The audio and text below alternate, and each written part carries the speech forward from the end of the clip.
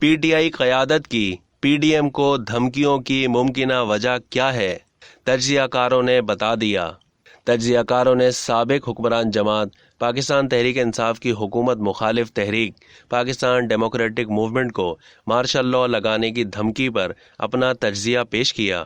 وزیر خارجہ بلاول بھٹو نے انکشاف کیا تھا کہ عدم اعتماد سے ایک رات پہلے مجھے حکومتی وزیر کی جانب سے ایک دھمکی پہنچائی گئی کہ فوری الیکشن کرائیں یا پھر مارشل لاء آئے گا۔ وزیر خارجہ کے اس بیان پر تجزیہ کاروں نے کہا کہ بلاول نے جب دھمکی کا بتا دیا ہے تو دھمکی دینے والے وزیر کا نام بھی بتا دیتے۔ عدم اعتماد سے ایک رات پہلے دھمکی کی ممکنہ وجہ بلاول کو ڈرانا تھا۔ تجزیہ کاروں کے مطابق بلاول کو ڈرانے کے لیے مارشل لاء لگانے کی دھمکی دی گئی۔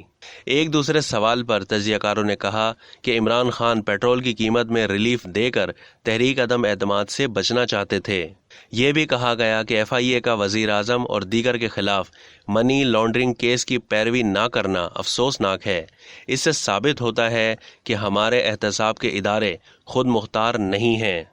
اب تک کے لیے اتنا ہی۔ مزید معلومات کے لیے ڈیلی جنگ کے یوٹیوب چینل کو سبسکرائب کرنا نہ بھولیے اور فیس بک کے پیج کو بھی لائک کرنا نہ بھولیے۔